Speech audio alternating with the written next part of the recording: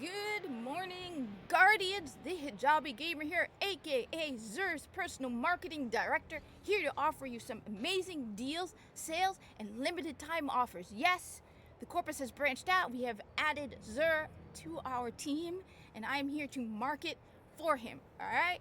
Yeah, primarily I serve for the corpus. I am the marketing director for the corpus. If you've seen me on Twitter, I have lately been speaking up more on behalf of the board of directors. I'm not yet a member of the board of directors, sadly. And now for Zer, I'm here to tell you he's got some amazing deals just for you. You want to head on down now to the tower. You have only 48 hours. Yes, the usual reminder, this is Destiny 1. The first Destiny, the better Destiny. And Zer is only in the tower for 48 hours. You heard me. He arrives on Friday at 5 a.m. New York time. So if you're in New York, it's 5 a.m. If you're in the other states, or in the rest of the world, it's not yet 5 a.m. or it has already passed. Specifically, if you're in, like, the UK, where Lone Hawk is. Lone Hawk, that's 11 a.m. for you, all right? It's probably, Zer's already there, all right? He departs Sunday, 5 a.m. New York time, 11 a.m. Lone Hawk time. The rest of the world varies, all right? You have 48 hours, only 48 hours. You heard me. Great deals. Head on down now. You know, this is the only place you can spend those strange coins with Zer. Alright, so we are heading to the left. Alright, as you can see, wearing one of my amazing Vanguard cloaks. I have to say Destiny 1 has the better cloaks. I'm sorry. Destiny 2, nah. You don't got nothing compared to Destiny 1. I mean, look at that beautiful cloak of cloakiness. Alright, it's a cloak. It's not a cape. Alright, what have we got here? Alright. Zer's got some amazing stuff. First off, the usual curios. Again, heavy ammo since you can never have enough. You absolutely need them. If you don't need any of the other stuff, you need heavy ammo since. Pick them up. You need them, okay? This isn't a you want them thing. Heavy ammo synths are a need. They are a great help. You need them. Buy them now. Look at this deal. For 3 strange coins, you can get 10 heavy ammo synths. What an amazing deal. How can you not pick them up? Alright, what have we got now? We've got the Monte Carlo and Super Spy. Alright, Monte Carlo, I have it, love it. Monte Carlo is a great weapon. Alright, so this is the ornament you will be getting, Super Spy. Alright, it's red. It's pretty cool looking, don't get me wrong. I will admit, I tend to favor Royal Flush because it reminds me of the Orokin. If you've played Warframe, you know that the Orokin have a thing for gold. Alright? Absolute thing for gold, and you know, as a corpus myself, I am a descendant of the Orokin. We inherit their stuff. The most important thing, we inherit their stuff and their knowledge. It belongs to us. Don't listen to the Grenier. They are lying. Corpus never lie if profit is involved. Okay? Orokin belongs to us, alright? That's why I have a favor for it. Unfortunately, you are going to be going with Super Spy. Alright, now Monte Carlo is in Destiny 2, but I feel like Destiny 1 has a better version of it. That not all the exotics in Destiny 2 are worse, but I feel like this one is. So the Monte Carlo method basically says dealing damage with this weapon reduces your melee cooldown. That is in Destiny 2. I don't think the second half is. Correct me in the comments below if I'm wrong. The second half is, and grants a chance to fully charge your melee ability with each kill. Randomly, if your melee ability is not charged and you get kills, all of a sudden you hear like this sound, this like chirp sound, and your melee ability will fully recharge. This is great because it'll just, I've had it happen, and it's great. It's just really convenient. For all of a sudden your melee ability is fully charged. I don't think this is in Destiny 2. Now, one of the reasons why I'm personally a big fan of Monte Carlo, here's a little tip. I've given it before, but I tend to give it over and over again just in case, because new people. Here's a little trick for all you hunters if you're doing Challenge of the Elders, all right? Now, if you have done Challenge of the Elders, you know that there's a certain thing every week that is bonus points. So, for example, it'll be something like grenade kills give bonus points, or super kills give bonus points, okay? However, hunters have a little advantage if you're going gunslinger, and that is knife juggler. Precision kills with throwing knife immediately resets its cooldown. So every precision, if you get precision kills with your throwing knife, you can just keep using your throwing knife. Now, why is this good? It's because in Challenge of the Elders, this is counted as a melee kill and a precision kill. So you get the points for melee kill and precision kill. And those two add up to the same as the bonus. So for example, if you have super bonus kills, which absolutely sucks as a hunter, Night Stalker does not work. I've tried. People say, no, you're wrong. No, Night Stalker, the bow does not work. It does not count as bonus super kills. So you'd either have to go Blade Dancer or, get 3 kills with Golden Gun. Or I think there's one that doubles it so you have 6. This is great. Okay, you can get the bonus with your super, but then add this, right? Every throwing knife kill with precision kill is the same amount of points, which is why I like Monte Carlo, because let's say you miss, right? You go with Monte Carlo, it'll get your melee back faster, or it'll just randomly bring it back up for you. That's why I highly recommend Monte Carlo. That's why I often carry it with me. All right, so that's the Monte Carlo.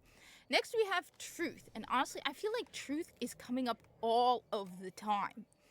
Maybe it's just me. I'm not a big fan of Truth. I am not a big fan of exotic heavy weapons. And I will be making videos about different Destiny exotic weapons. I'm not like an expert, but as someone who's just a general player, I'll be like, yeah, this is why this sucks or this doesn't suck. So Truth, first off, you're getting the ornament, I believe you're getting the ornament Super Spy, which is not Super Spy, oh my god. You're getting the Ornament Prototype, which is again not the Orican ornament, alright? So this is the Heart of Gold, which is the Orican ornament again, Corpus. I gotta go with the Orican stuff, of course. Again, don't believe Grenier lies. They lie, okay? We Corpus, we would never lie to you, okay? So you're getting this ornament, which, it's okay, alright? It actually probably looks more realistic than, Heart of Gold, but, look. Corpus, okay? Now, this is supposed to be a weapon that's very big on tracking, alright? You got grenades and horseshoes. Rockets from this weapon will detonate early based on proximity to targets. And then you have Prototype True Seeker. Rounds fired from this weapon seek their targets aggressively. However, there's one very important thing that is missing from this weapon, okay? Cluster bombs. How am I supposed to have a rocket launcher without cluster bombs? That is one of the reasons why I'm not a big fan of Truth. I don't use it very often. I don't think I even have it fully unlocked because I'm just not a fan of it. I personally really love my Hunger of Crota. It's not exotic. It is a legendary, so I can then put an exotic in another spot. And then this beauty, this work of art. I love you, Hunger of Crota. I love you, Hunger of Crota. You are like amazing, Hunger of Crota.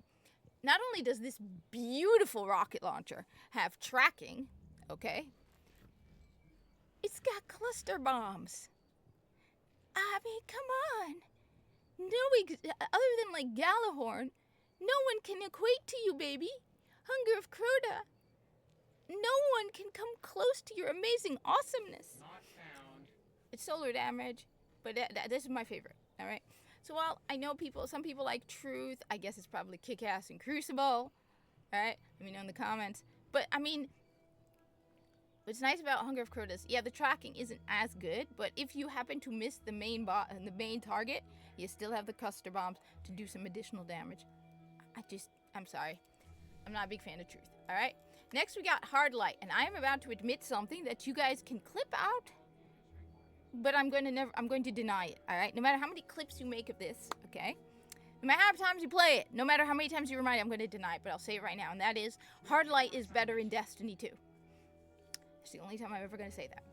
I won't deny. There are some exotics that they took from Destiny 1 and put into Destiny 2 that are better, and Hardlight is one of them, because they allow you to change the element damage of the weapon. So it goes from Arc, Solar, Void. It's great. I love that, okay? I won't deny. I love Hardlight in Destiny 2. However, this is Hardlight in Destiny 1, alright? Rounds fired from this weapon have no damage fall off. So if you don't know that, the farther away you are from the target in Destiny, the less damage you do, okay? Yeah. So, but not with Hardlight. On top of that, it over-penetrates targets, which is great, so it goes right through, and ricochets off hard surfaces. So you shoot this thing, and there'll be bullets bouncing all over the room. It's also great if you have Cabal with their shields, if you can get it to bounce, like, on the floor and get under the shield, or, shoot them from behind, shoot and have it bounce back. So it's great for that. This weapon's a lot of fun, because it's just crazy chaos. But honestly, Destiny 2 actually does have the better version because of just the ability to swap elements. I think there's one or two other exotics that allow you to do that, but it's not very many. So having that adds so much more versatility to Hardlight. I will admit I have a soft side for Hardlight because at one point I was running Crucible and it was an exotic quest where you had to use a common hand cannon that Banshee gave you and get 10 headshot kills in one round. And I sucked at Crucible. I still suck, but at that time I was really, really bad. And everyone realized not only that I sucked, but also that I had this really, really bad hand cannon. And so everybody started targeting me. And so round after round after round, where I kept getting matched with the same people, and they kept targeting me. And so finally I just lost it, switched to Hardlight, and went after all of them. Because they all still thought I had that same weapon. So I think I got either nearly everybody else or everybody else in just one go, because I was just so mad. Because I'd been going for hours, and they kept coming after me. And it got just so tiring. And I should have just left, but anyway. That's why I have a soft side for Hardlight. But I'll admit Destiny 2 has the better version. Alright? Now let's see what we've got. Exotic arm. First off, yes, Legacy Engram. Expect something like this. He will give you an engram. You take it to a cryptarch. They will decrypt it. And if it's the idiot in the reef, he will give you something that has nothing to do with your class. I'm 100% biased. Alright? At least for me, comment down below. My personal experience has been if you go to the cryptarch in the reef, even if you have a cloak, he will give you stuff that does not fit you. So like this. You will probably get a year 1 item. You might get something that unlocks the year 2, but more likely you'll get a year 1 thing. So it will give you Grimoire score, but that's about it. Especially since Crucible is basically closed off. I haven't checked lately. You can still do private matches, but this stuff is only really useful in Crucible or low level stuff. So for the Titans, we have the no backup plans. Shotgun kills trigger force barrier, and force barrier's duration is increased. Let me know in the comments below. I'm not a hunter. I am not a Titan expert, so I can't say much. It sounds cool. Force barrier sounds like a force field. So as I said, I haven't played Titan in ages. I really should. But let me know in the comments, is it good or not? Next we got for the hunters, and I already know this thing sucks. This is the crest of Alpha Lupi. Alright? Hunters, love ya, but you are at the bottom this week. I will even put you below the Warlocks this week because of this one.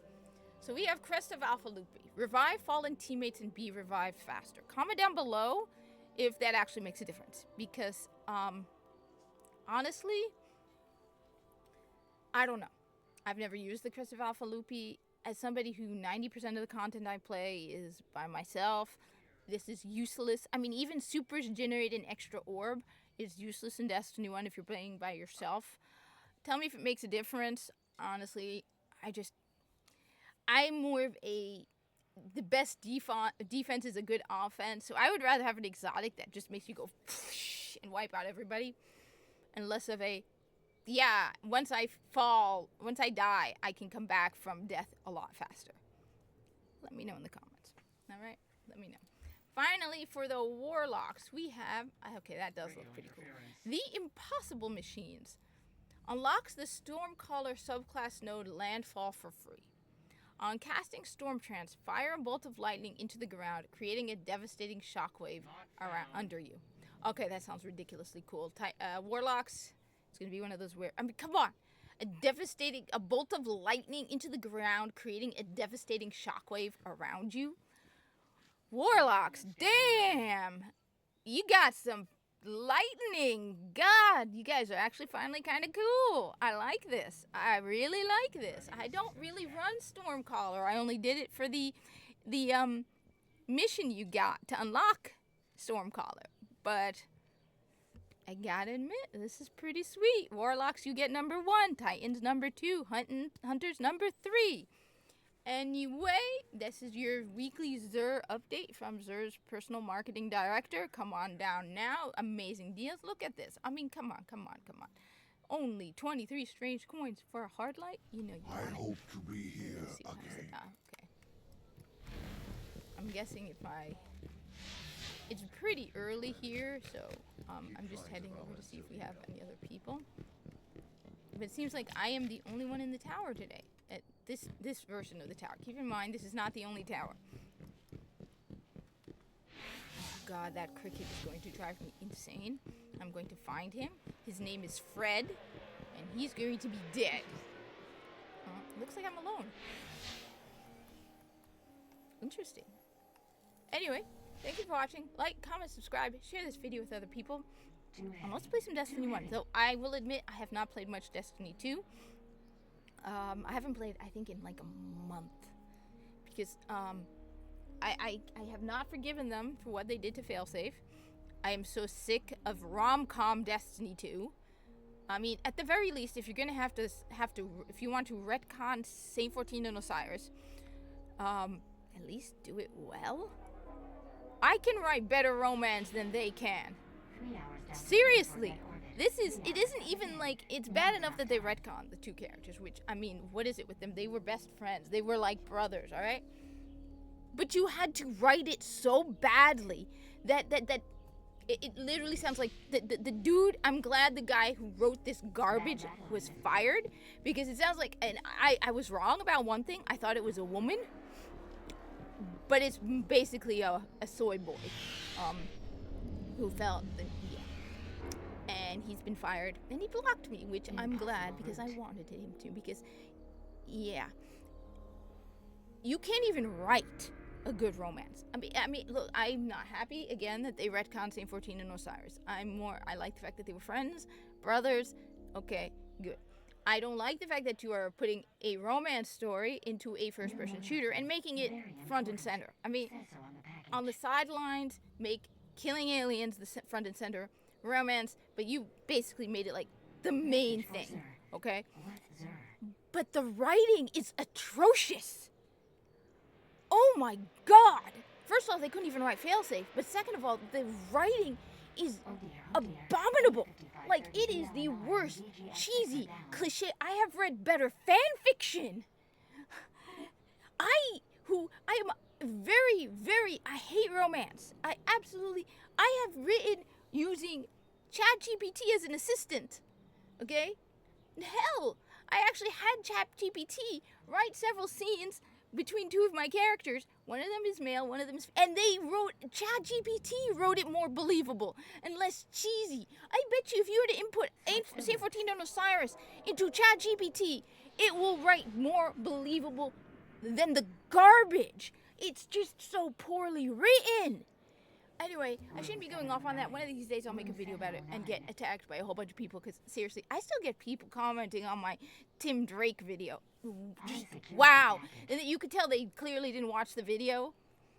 Okay. They still think I'm a horrible person.